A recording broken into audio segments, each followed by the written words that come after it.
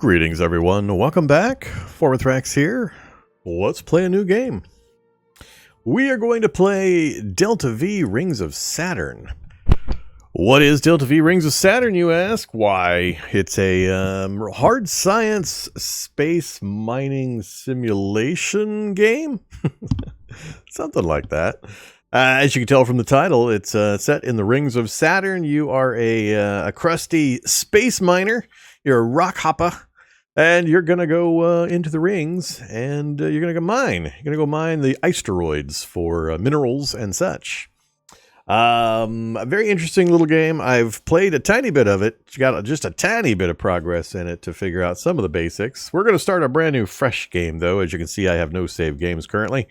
So we're going to go through the little intro and the tutorial stuff to get you started. And I'll explain a little bit about what I know about what's going on. But very, very cool program. So especially if you have fond memories, if you're old like me and you have fond memories of the classic arcade stand-up game Asteroids. And, you know, it was incarnated on lots of other game systems. But think Asteroids, but way more detailed and hard science-y. So this is set in kind of a realistic, futuristic world. Near future, we'll say. So it represents a hard science, realistic physics. There's no warp drives, no, I don't think any aliens. And it uses very detailed real-world science and equipment. So it's pretty cool. Let's go ahead and start playing, and you can see for yourself. Starting ship the contact void, huh? Parallel universe. What is this button? I don't remember seeing this before. This must be new. Acid stardust, the blue rock, the lunar anvil, Arctic reverie. Oh, the variable saddle. Yeah, let's be the variable saddle. That sounds fun. Will be the variable saddle. Parallel universe. I have no idea what this does. I don't remember this being here. The game's still actively being updated. It is full release. It was in early access for a while. Small development team, very dedicated. Been actively updating it constantly. So, as you can see from the note on the front, this is the demo version, but it's fully unlocked. There's no restrictions. You can play the entire game via that.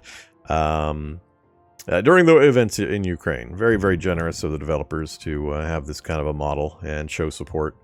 But yeah, so we're going to be the variable saddle. This is our reference ID number, and we can't change the name once we start, so it's hard-coded into the ship. Let's go ahead and hit OK. Watch the intro. You have to question everything.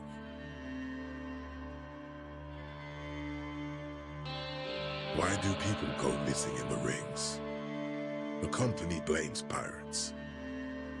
But why would anyone resort to piracy?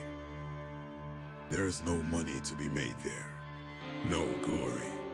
Only fear and, ultimately, death. Why would you choose that life? And why doesn't the company just blow them all up with an orbital strike?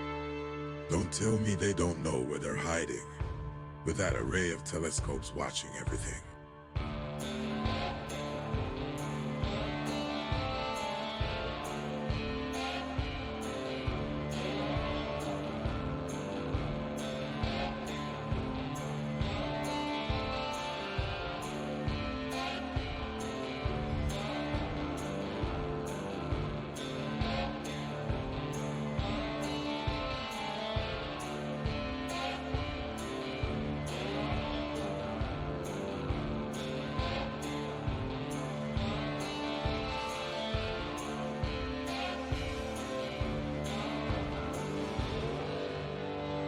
The company wants you to be an obedient little drone.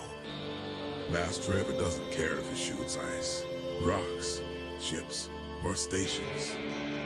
They know that, and they hope you won't figure it out. They aren't your friend. Question everything.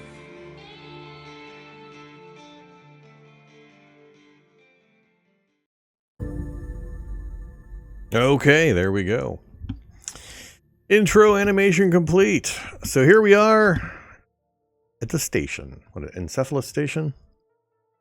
So that's our ship right there. We're attached to a docking arm. That's got us grappled. And, yeah, we are the variable saddle. Going through pre-flight inspection. I'm trying to remember. Do they usually start you here? I don't think it's doing the tutorial. Because usually you have to fly into station after it runs through some things. Maybe I should have clicked a button to go through or turn a tutorial back on. That's possible. Let's hit... yeah, save and exit to main menu. How would I get the tutorial to play? Oh, right there. That's what happened. All right. Let's go ahead and start fresh. And I'll skip the intro cinematic. I think I can skip it once it starts.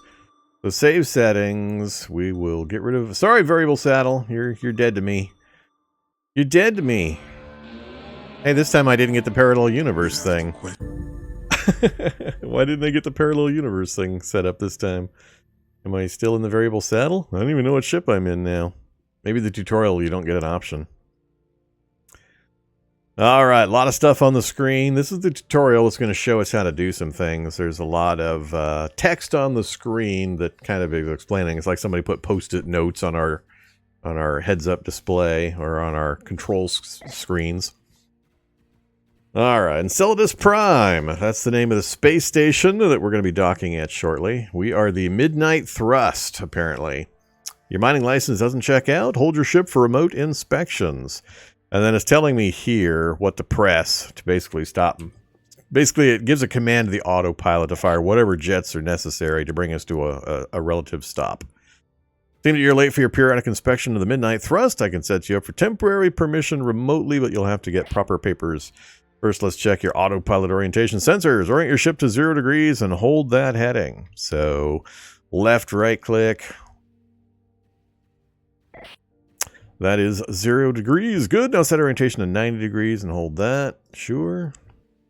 Close to 90 anyway. All right, accelerate to 20 meters a second into the ring. But there's like a rock right here.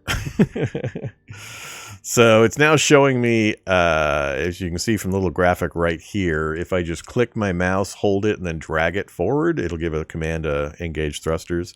So we're gonna say to do this a little bit, and then we're gonna do forward until we're at 20. We're at 11.9 currently, so we'll go a little faster. 14 and a half, 16, 17 and a half, 19, and 20. Oh, it says 19.9. All right, fine. 21.3, good enough. All right, now 5 meters per second towards the station and edge of the ring. So we want to slow back down again.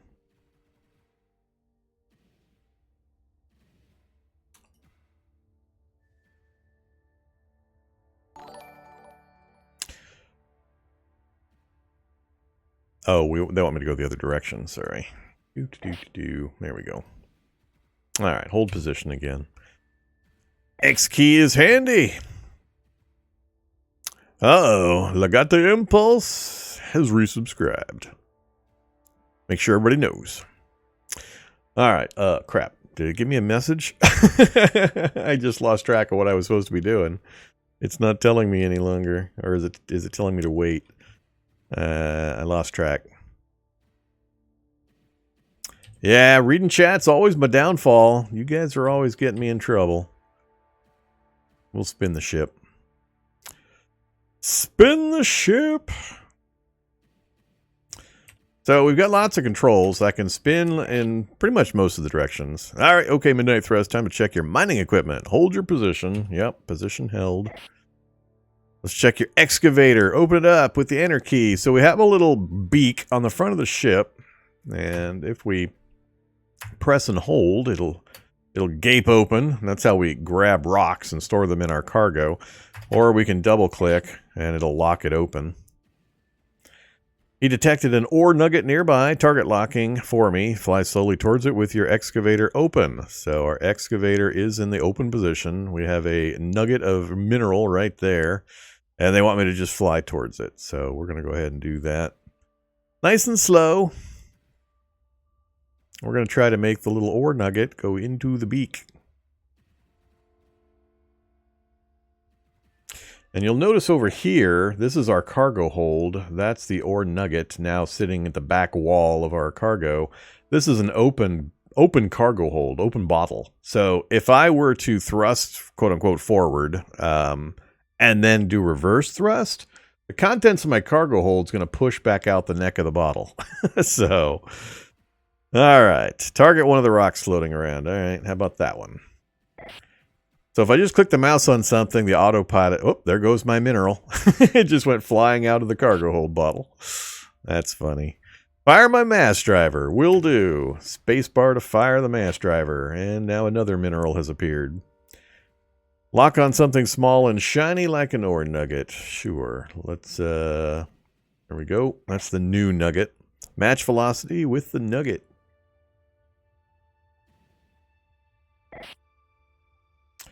Done with this part. Give me a minute to record this. You might want to use this time to mine. Yeah, let's go get our ore nuggets. We got a few floating around. Come to me, little nuggy. Now you are next. The autopiloting and targeting helps tremendously because it handles all the little micro thrusts necessary to orient your ship on whatever you're chasing.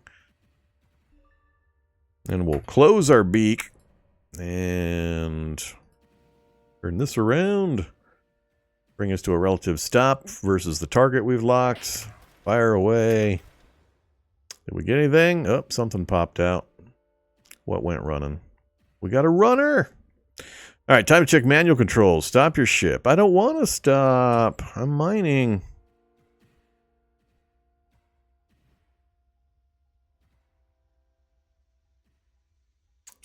Oh, stop a ship, period, not just relative to the target.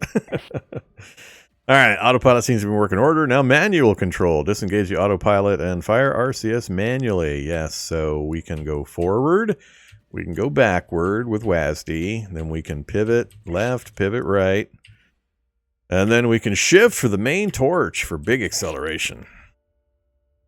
All right, full stop again. Final point, bring up your onboard maintenance system. While you're there, you might want to familiarize yourself with the current astrogation interface. There may have been updates since you were licensed. That's the J key. A lot of stuff going on here. I haven't played with a lot of it. This is basically ways that I can manipulate like power levels to various systems. If something gets damaged or goes out of tune or out of whack, I can adjust it a bit here. I haven't played much with it. I don't know the benefits and disadvantage and all that. So we're pretty much now done with that part. But we have, these are all the different components. So we have thrusters that are basically jetting out the impulse energy in various directions for our ship orientation. A reaction wheel, a mass driver, a nuclear reactor, our onboard computer, the engine, and that's pretty much, and the excavator. That's pretty much how things work. Then we have an astrogator. This is where we're at. We're right at the outer edge of the rings of Saturn. Just kind of skimming the outer edge. Our geologist is giving us information. I don't think we actually have one on board currently, but we get some basic info here. I haven't looked at this much either. So it shows our cargo hold, the space left, what we've currently got in cargo. We've got some H2O, some iron, and I'm not sure what BE actually is. Somebody can tell me. And then we have our pilots and such. So if we get out of here, I think they're done talking to me right now, so I can just kind of drift around and do some stuff. Beryllium, is that BE? Alrighty. I think BE is the good stuff. Beryllium is the stuff you want. So basically, this is us. This is our ship. It's made of all those components you just heard me read off. Oh, we got a runner. We got a runner. Open up the beak. And bring us to a stop. But yeah, so we're going to float around and we're going to shoot rocks. We're going to collect materials. We're going to return to the station where we're going to sell the materials we've collected. We're going to repair our ship, hire crew, swap out different parts or components, or even buy a completely different ship, and do stuff. And that's pretty much most of the game. I know there's other stuff to it that I haven't seen yet. But in a nutshell, that's kind of how things work. Without a geologist on board, I can't really tell what I'm collecting here. Sometimes I can tell from the coloration. I don't think that's iron, but I don't think it's either the good stuff either. It's definitely not beryllium. Uh-oh. Open up. Ah, everything fell out. That's funny, because I did reverse thrust. Gotta go chase my stuff down again. Scoop it back up. Get in the beak. Alright, close up beak. Is there a story or campaign or anything? There are events that can occur when you're out among the rings. You'll find other miners, you'll find pirates, and there are also NPC characters that have storylines or backgrounds of some kind. I've only played the game for like 30 minutes. I haven't done much more than what you've seen right now, which is drift around and shoot some rocks. So I can't tell you a whole bunch about what else there is in the game. And I've been purposely, because it interests me, I've been purposely avoiding too much in the way of spoiler info. I've just been looking up some basic how-to type info for the basic early game. So I know there is more to it than just literally blowing up a rock and scooping it and taking it back to the station, but just how much there is, I don't know. There isn't like a classic cutscene storyline, you're the hero, you save the world type of thing. None of that's going on. It's more of an open solar system physics mining sim that happens to have characters with backgrounds and stories and events that might occur. And you may encounter things out among the rings, especially as you go deeper into the ring structure. Other things will happen. But beyond that, I don't really know. Let's be pirates? Well, no, we're going to be nice first. I gotta play nice. We'll be nice. We'll learn some things, and then we'll be pirates later. So let's shoot a few more rocks. We do have things we have to be cautious and careful about. So as you can see, I got to be careful about stuff bouncing around in my cargo hold. We're going to fix that. Actually, I should go back to station right now and change a few things, and then we'll come back out again. That way we can show the interface for that too. So we'll shoot this last rock here, see if any minerals pop out. Looks like nothing we could use. How about this one? There's something. All right, we'll grab that, and then we'll head back in. Thrust towards our target, please. As long as I keep thrusting, the stuff stays in the bottom of the cargo hold bottle. Alright, pop open the beak for capture. Close the beak. Hey, close the beak. Alright, bring us to a stop. So, a lot of info on the screen. I've increased the HUD size a bit, which has fuzzed out some of this stuff, but we got our velocity info, acceleration, our bearing, our orientation, of course. That's all important. We have our cargo hold details. We can see we have 111 space left. Now, this is a hard science physics sim using realistic physics for vectors and orientation and velocity and so on. In addition, as we increase the mass of our ship, that's going to change our delta V, which it represents the force necessary to perform maneuvers in space. And as our mass increases, the amount of force needed to change our vector or our velocity and so on is going to be higher. So over here, we have a propellant reserve and we have our transit reserve. And I think the transit reserve is how much we need in order to get back to the station safely. I believe. So I don't want this number to go below this number. Although I've done it a few times in the testing I did, and I still made it to station, so I may be misunderstanding exactly how these work. But it's a 12-hour transit time, and I don't really control it or anything. I just tell the autopilot to take me back to station, then we start moving in that direction, and it just skips to us arriving. But it's a 12-hour trip. This is our delta V in meters per second. You can see our mass driver ammo. We got a lot of stuff going on over here. And I assume as we take damage, I mean, all of the components that were showing up here, these are listed because they can all take damage. If I slam into rocks at speed, if I get shot by pirates, whatever, damage to the equipment is going to occur. And that's either going to turn it off entirely or throw it out of balance. And then I could have problems orienting properly and all that kind of stuff. And it's going to get ugly. So we're going to go slow and easy as much as possible until I kind of get a hang of things and get some practice in. But we could sit out here and we could mine for a little while. So let's go ahead and do that before we head back in. I just got to be really cautious about leaving the beak open because I'm going to accidentally do that. So we'll grab a few more rocks and then we'll take off. Now, we want to be more picky. Once we get a geologist on board, I'll have an idea of what the thing is I'm picking up. Because some of the things aren't worth it. I mean, raw iron is rarely worth it. It's one of the cheapest materials. It's got a lot of mass, little value.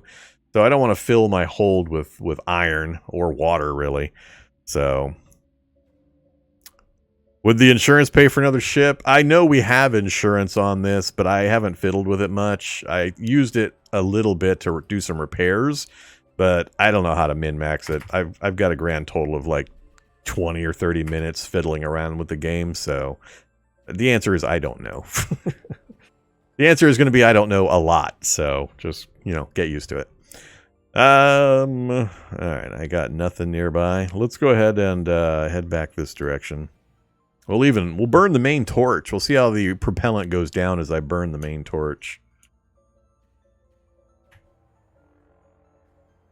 Oh yeah, look at that just drop like a rock. Leaving area. Continue for automatic return protocol. I'm returning. I think we're outside the ring. We got to get back into the ring debris field. Hey! Go this way. That's where I'm burning the torch. Take me back towards the rings. Visual feed. Interesting. Ah, yeah, we were outside the scope of the rings. Alright, bring me to a relative halt. Target that. Blast it. And we got nothing popped out. How about that one? There, we got something. Accelerate. So I'm hoping for a beryllium.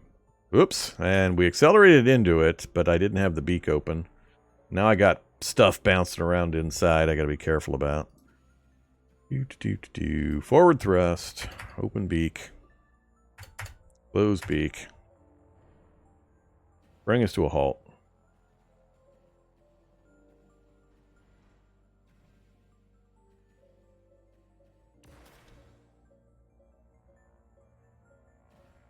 You just need to get a handle on the fine controls.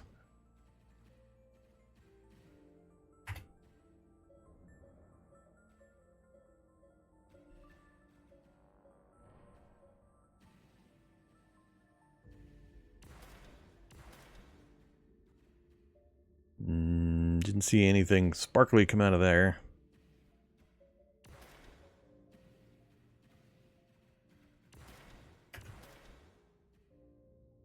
Couple sparklies. I think they're both the same composition, it looks like. Increase.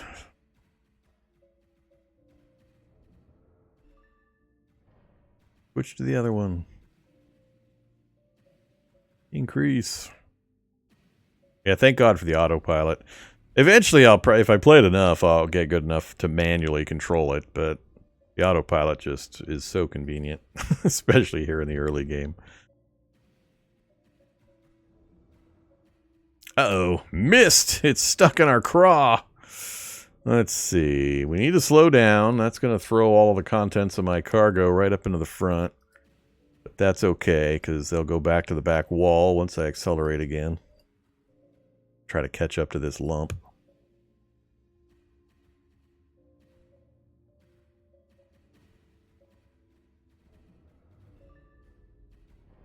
Okay. Bring us to a stop again. What are we looking at? Ooh, 24 and 23. So our transit reserve is going up because our ship is getting heavier.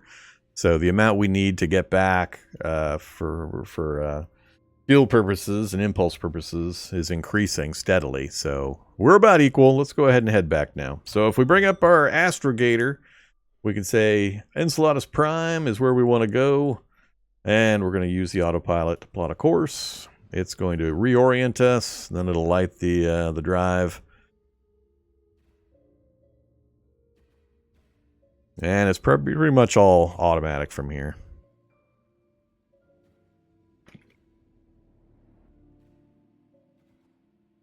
Consider tuning the velocity limits. Now, too early for me to be tuning things. I don't know if the shifting mass affects the vector or not. It's because I'm using the autopilot so much, it could be automatically compensating for the shift. The stuff's just floating in there, so only when it hits the walls, I guess, would it impart any kind of a vector change. But I don't know if it actually calculates that or not. All right, so this is what we brought back. We brought back stuff. So beryllium, I know Fe is iron, H2O, got me. I don't know what either of these two are, and they don't actually tell you anywhere that I've been able to see. Who knows the chemical composition or notation for PT and W? So that rock there was mostly ice with some iron. Again, I mean, it's almost all going to have ice in it because we're mining asteroids. So W is tungsten. Okay. And then it's showing the quantity and the cash value. So you see we very much got the most value out of platinum. We've got the most value out of platinum. 3,700 kilograms got us 10,000 E-bucks, credits, space bucks, whatever this represents. Whereas 30,000 units of water only earned us 3,000. So that's kind of what's going on. We got to kind of balance that. And we have an option right now. I can either sell it all at the current values, or I can transfer it to storage, which I'm going to do, and then we'll go look at the mineral market and make some other decisions. I wish I could, like, say, sell one thing or the other, but no, it's an all or nothing binary choice there. All right, so this is the station that we're docked at. That's our ship right there with the docking arm grappled onto us. Our dock is occupied. We're the Midnight Thrust, and yeah, pre-flight inspection is okay. So we've got different options. We can go to the mineral market that I was just talking about. It's going to show graphs showing the price trend over periods of time. H2O is pretty flat, and it's not going to change much because that's by far the most common resource that's coming out of the asteroids in the rings of Saturn. Beryllium is the big one. You can see right there, 20 grand per whatever unit of measure, metric ton. I don't know what they're measuring here, but whatever. It's 20,000. So that's the big boy. That's why we want to go after the blue rocks or the blue sparklies when we see them. Iron, palladium probably. Platinum, and then you said what, tungsten was W? But however, whatever they are, we can see the relative values. So the big one is beryllium. That's the one we're hoping to find the most often. And then I can sell. So this bar here is showing my quantity I have in storage, basically. If I drag it to the left, I'm selling. If I drag it to the right, I'm buying. I don't know if you can actually trade effectively in this by buying it low and selling it high. Maybe that's possible. We're at a pretty low price, it looks like, for beryllium right now. Wait, is this isn't, it can't be a current price. We have to be over here, right? Yeah, 23.38. So we're way over here. So 20,700 down. It's cycled down to 20,300. I don't know just how big of a difference it gets over time. We're just going to sell. We have none to sell currently, but let's just sell all of our materials. We're going to go out and get more anyway. All right, so that's pretty much it. We've sold everything. We've got 36 grand. We can go to repairs. We don't need to fix anything. I didn't smash into anything hard enough to break anything. We're at 99% on that thruster. I think there's natural wear and tear over time that you have to accommodate. So eventually we'll have to fix stuff. We're insured for 100 grand. And there's something about the repair or replace process that we'll learn as we go. But we can flat replace something versus fixing it. I don't want to use my insurance, I don't think, early. We can go to services. I think this is just variations on hotels. I don't know what the actual difference is other than the cost difference. So 100 space bucks per day. The twins is a 300 bucks per 4-hour period. 3,500 for 7 days. So I don't know I don't think there's morale or anything. So I'm not sure why you would pick one over the other if the rates are similar. Crew happiness? Well, how would I know which one would make a crew happier or not? I guess there's going to be internet access included, cancellation, 24-hour stay. So this one, all you can eat, all you can drink, all you can inhale. Organics only. Premium accommodation capsule. Huh. Alright. Probably I can just go by the price. This is the cheap one, and it gets more expensive as you go down, it looks like. So, although these are different time periods, so, I mean, am I going to have to do the math to figure these things out? But whatever. We'll just use the cheap one for now. That's if we need to pass time. So, for example, if we had to do a bunch of repairs on the ship, some of that stuff we'd have to wait a period of time for it to complete. So we might have to stay for an extended period of time in hotels and such while we wait for the repairs to finish. So that's services. Then you've got the tuning screen, which I know nothing about, but there's a whole bunch of things on the ship that you can tune in various ways. So you can tune the autopilot or the mass driver, for example. Why you would want to, couldn't tell you. But a lot of things you can adjust or tune. So, yay, fiddlers rejoice. We can look at our equipment. Vorm stream. Now to catch up on the 7D2D. Catching up on 7D2D. Alright, that's fine. Have fun. So yeah, we have an EMD-14 mass driver. We have a couple of hard points that are empty. We have our kinetic ammunition magazine, a nano drone component, our propellant tanks, etc. From the little bit I've done research and read, the game doesn't really have a traditional kind of spaceship escalating upgrade path like Laser Mark 1, Laser Mark 2, Laser Mark 3, Laser Mark 87, where each one gets better and better and better and better as you just work your way up the spreadsheet of component hierarchies. It's more lateral or side grade stuff that just do things differently. There are efficiency benefits in various ways in combining like this component with that component with this system. But mostly it changes how things work and allows you to do things in ways that you like, as opposed to you're just marching through a progression chain with more power, more power, more power, more power, more power. So it doesn't have that kind of progression system.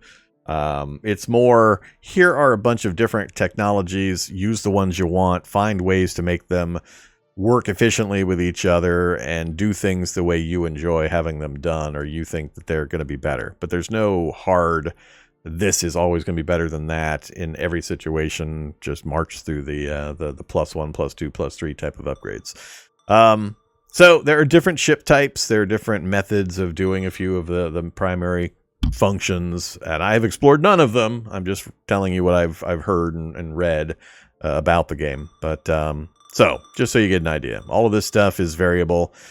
We can swap out the power plants and pick a different cargo bay and all sorts of stuff.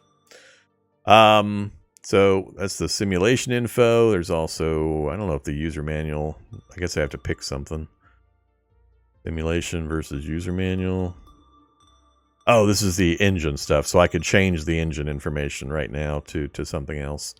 How do I... Oh, I see. All right, so...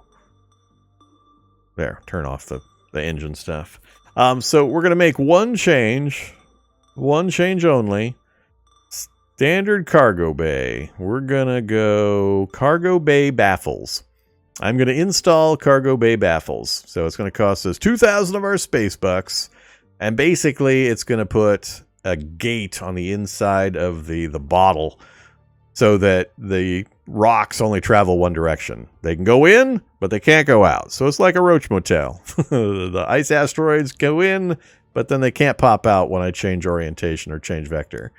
So we're going to go ahead and pay for that. So we now have cargo bay baffles. So there's now a gate right inside. So it prevents these things from coming back out when I change vector. So I think that's a good one. And then what next? So that's equipment. Then we've got the dealer for other ships. So the bad contact, the disturbed memory, the windward Mary, and the contact trailer. So lots of money. What is that? 4 million space bucks for that one versus 365,000 for the bad contact. So, you know, variations. We're not going to worry about any of that yet. Promotional advertising. Examine the ship. So all the attached components. What's the expensive one look like? Wow, yeah, that's quite different. Antonov Titan Heavy Industries. 2 hardpoints, 6 docking bays, 12 crew. 370 meters cubed of cargo bay space. Processed cargo storage, 7,000 kilograms. Yeah, there's some kind of, I forget what it's called. They use an acronym for it. There's a device that you can install in the ship, in the cargo bay, I believe, essentially, and it will, when you scoop asteroids and minerals, it will process those into the finished goods, which has benefits and disadvantages. Yeah, the MPU, that's the thing. I don't know enough about it to talk about it in detail, but that's what that's indicating with processed cargo storage versus the cargo bay. All right, lots of other stuff. Let's go ahead and get out of there. We're not going to be changing ships or anything. This is our fleet organization. We only have the one ship. The crew. We have no crew. We're 0 of 4 for our dive crew for our ship. No salary being paid. Yeah. So, crew is kind of like modifiers for your ship, from what I can see. So, we're going to hire crew. And we have a list. Once we hire them, their little portraits will appear over here showing who we've got. All I want for now is a geologist. A cheap geologist, preferably. So, Kelly Yates, geologist, high education, no experience, 11,000 space bucks. That's a salary paid monthly, I think. So we have to be careful just how much accumulated salary we have to pay out at certain times. We got to make sure we've got the money to pay out when we need to. So do we have any other geologists? There's a geologist with a master's education and no experience for 37 grand. A beginner, master education beginner, 47 grand. 21.5. I think the first one listed is the one we're most likely to take, it looks like. Yeah, I guess we're going to take Kelly. You're hired, Kelly. All right, there's Kelly in her space suit. She's our one and only. So there's pilots, geologists, what else? Astrogators, I think mechanic. I think that's all of them. Astrogator, pilot, astrogator, mechanic. Yeah, that's the list. All right, so we're just going to go with the geologist for now. I should get a little better info on when I'm blasting rocks, what the composition is when they pop out the little mineral chunks that we go chase down. Now we can go look at our crew. We can see our total salary right now is 11 grand. Price prediction, yeah, right there. So she's going to provide price prediction accuracy and mineral discovery range. Geologists will estimate compositions and prices of minerals within a radius around your ship.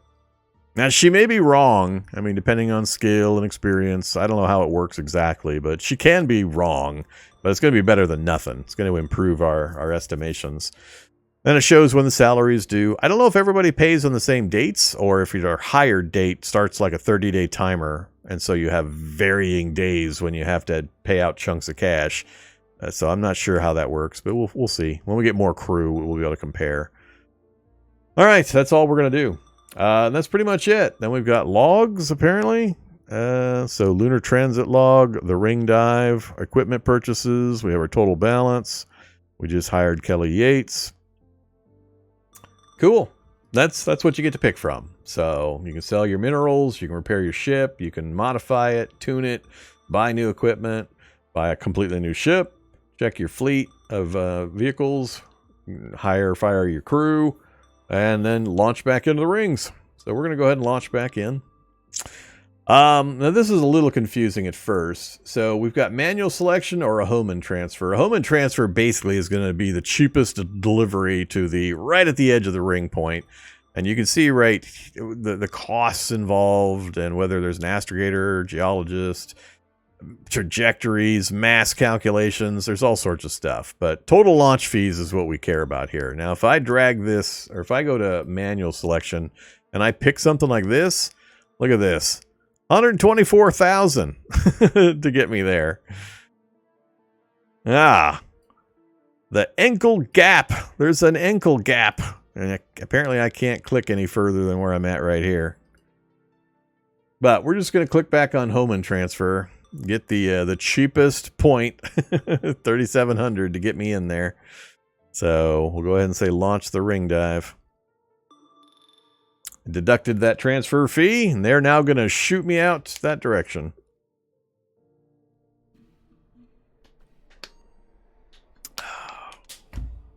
Based on hire date, okie dokie. So we're going to have different, unless they hire people on the same day of the month, we're going to have a rolling payroll payouts. We'll just have to make sure we get rich. Fee was to refuel and reload your mass driver. All right.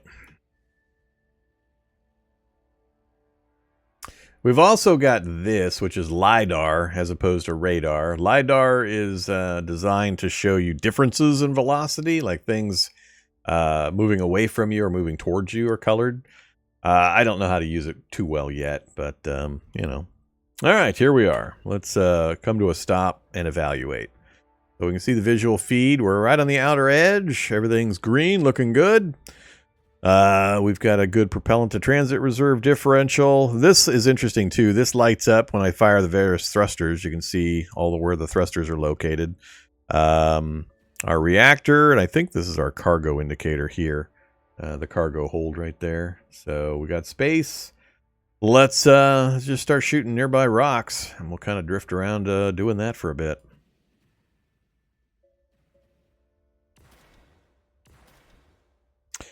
All right, we have a target. It is H2O and W. I've already forgotten what W represents and whether it's a good one. 85 kilograms. I'm going to let that go. Let's try this one. Tungsten. Yeah, I need to set up a little chart. BE is the only one that I remember. Uh-oh, got to give it time to... Hey! Thing's moving laterally. Too far. Can't tell what it is. Come on, geologist. Give me some info. More tungsten. 134 that time. All right. Go ahead and open the beak, and we'll leave it open now that we've got the baffles on. All right. Bring us to a stop. Reorient. More tungsten and...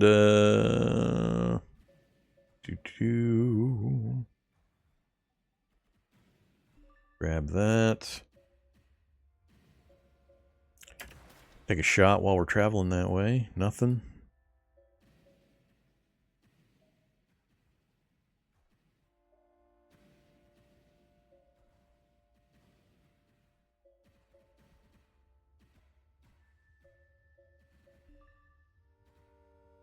So, of course, because you're limited with fuel reserves and transit mass and all that kind of stuff, you want to try to minimize your use as much as possible. So you don't want to be constantly speeding up, slowing down, reversing direction entirely. Hey, I want some of that. 1,500 kilograms, huh? That's probably terrible stuff, but that's all right. I'll take anything right now. Hey there, murderer of phoenixes. Somehow still evading justice. Ooh, that's a ton of iron. I don't want iron. No iron. That'll just fill our hold with mass that has very low value. Let's be a little more selective. Oh, damn it. The iron slipped in. Get it out. I don't think I can. Let's go. We got rocks over here, over there. Let's just take these, I guess.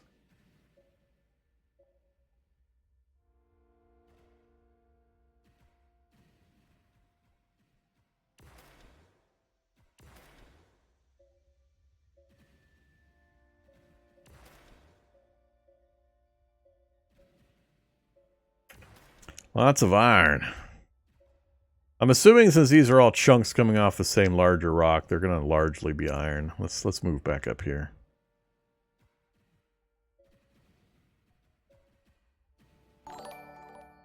Our estimated value in our hold is currently 13,000, so at least we're positive on transit fees and reloading of our reserves. Nothing.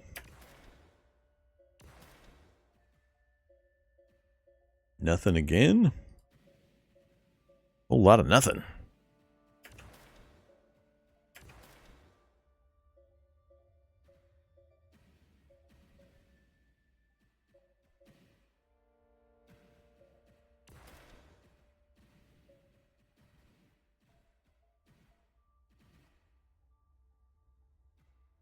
V.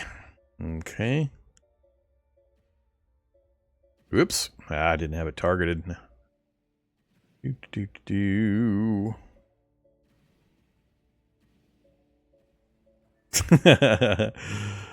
right, autopilot. Keep me centered. Protect me from myself.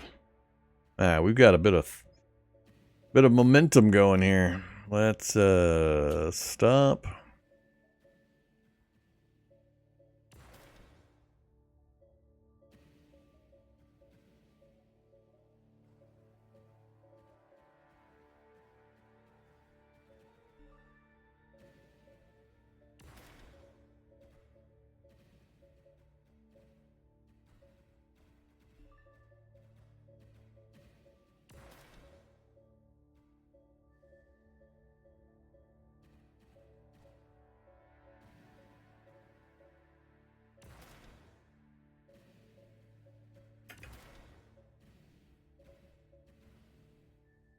Not seeing any of the really good stuff yet.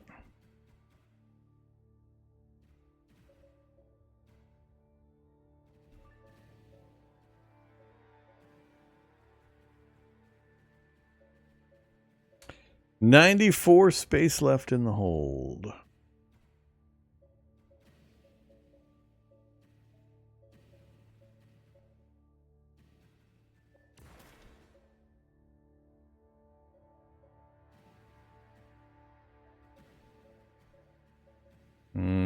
Same stuff.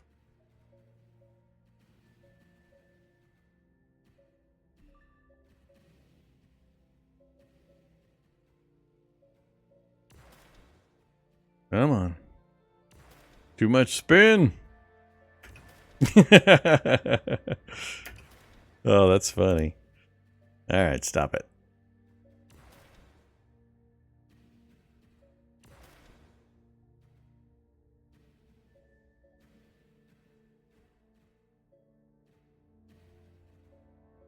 $87, huh? Our transit reserve is approaching our propellant limit.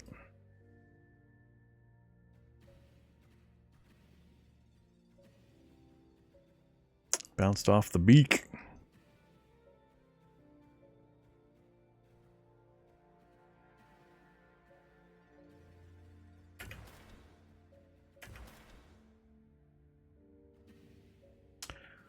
Where are you going? I don't want to travel that vector. Oh well, too late. Man, look at it kick up that main thruster. Try to catch this thing.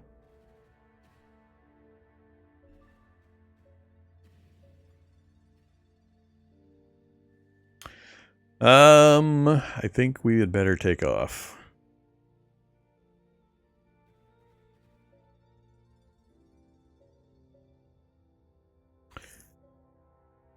Propellant is 21.8.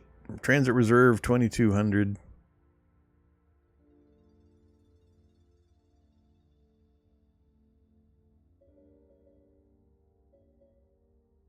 Now, what I don't understand is can I run propellant down to 0, and is this holding 22,000 as reserve to make sure I can get back to the station? Or do I need to make sure I go back when these are close to each other? I'm a little fuzzy on that. Because I've made it back with less propellant than the fuel reserve, but we'll go a little under, and then we'll head back.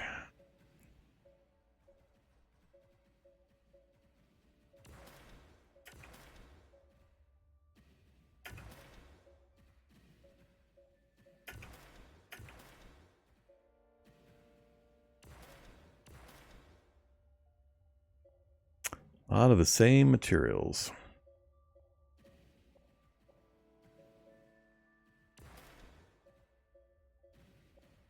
All right, we'll try to hit things going the direction we're already coasting. Uh-oh. Gonna go right into that. Transit time is increasing.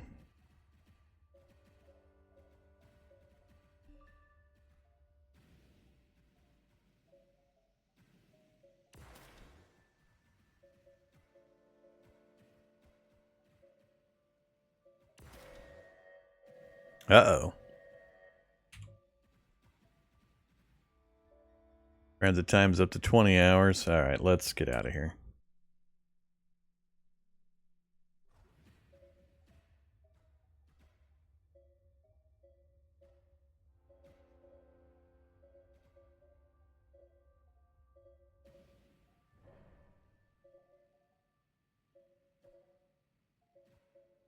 Mining in a dense area will help contain the escape of light materials.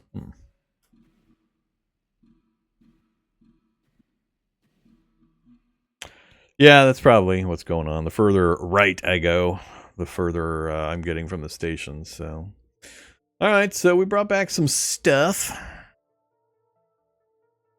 51 grand worth. That's a good haul. No damage to repair.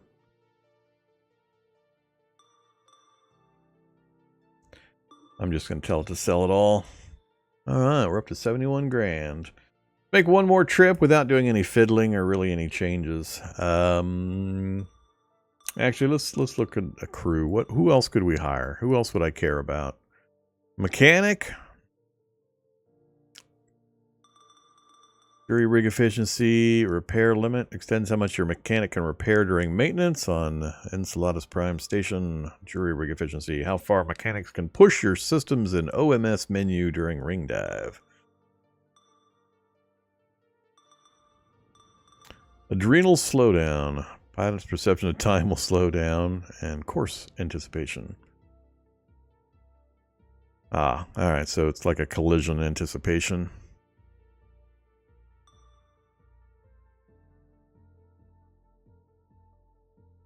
Let's just stick with the geologist for now.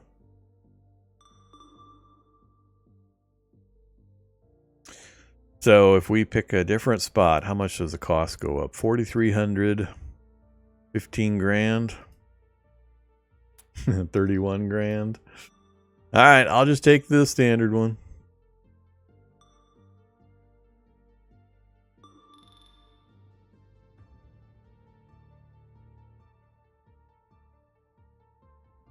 Does it have an auto save or a quick save? I'm not sure.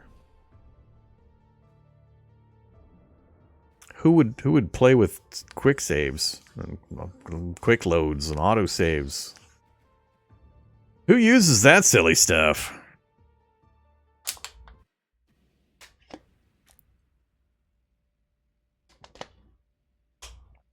You got to live with your mistakes or die with them, as the case may be.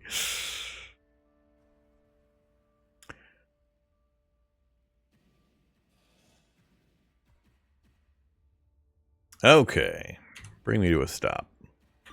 So, no?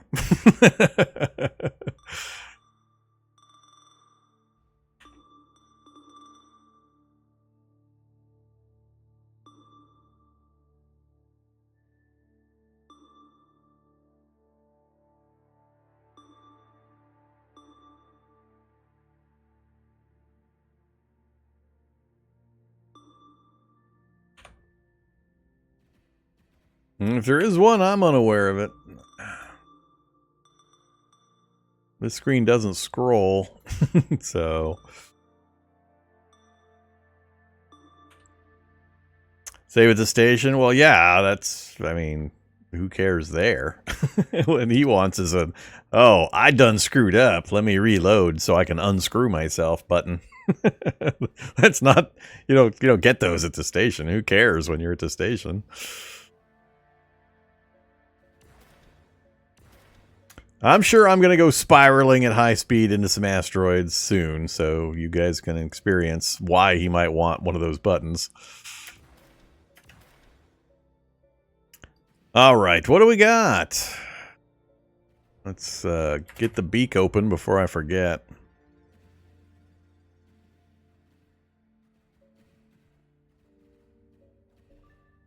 We'll take whatever we can get. Let's go deeper in this time. Hey, what? I'm gonna push the manual buttons. Oh my gosh. Ah. Change facing.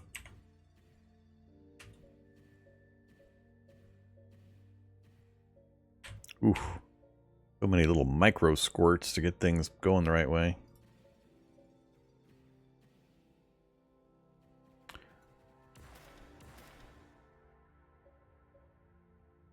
Iron. I don't want iron. Let's go shoot this big rock.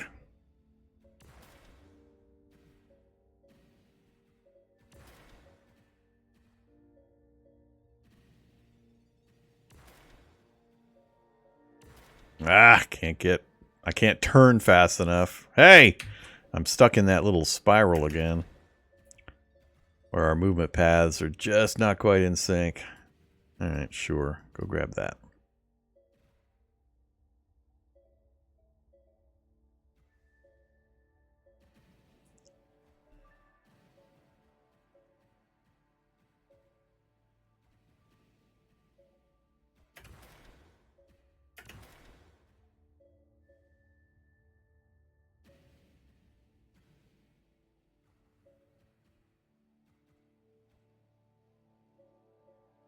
That looks funky.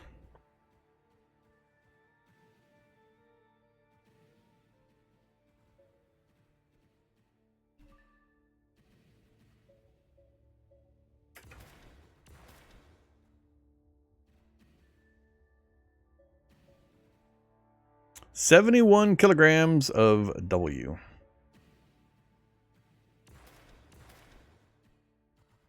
Well, if it had anything, it went into the gullet.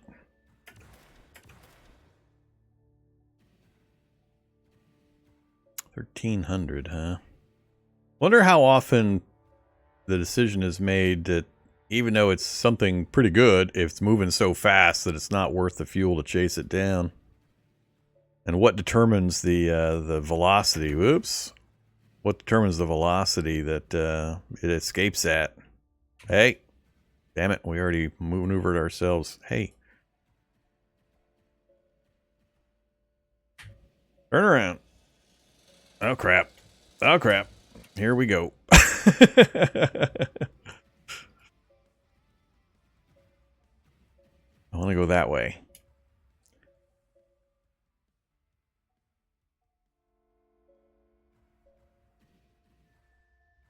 I've been hitting X. I'm aware of X. I don't want you, stinky iron.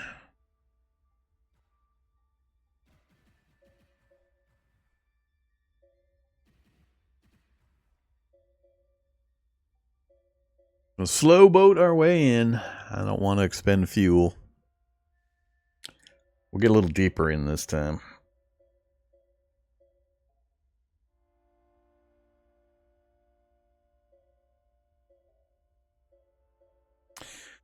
We're just drifting along.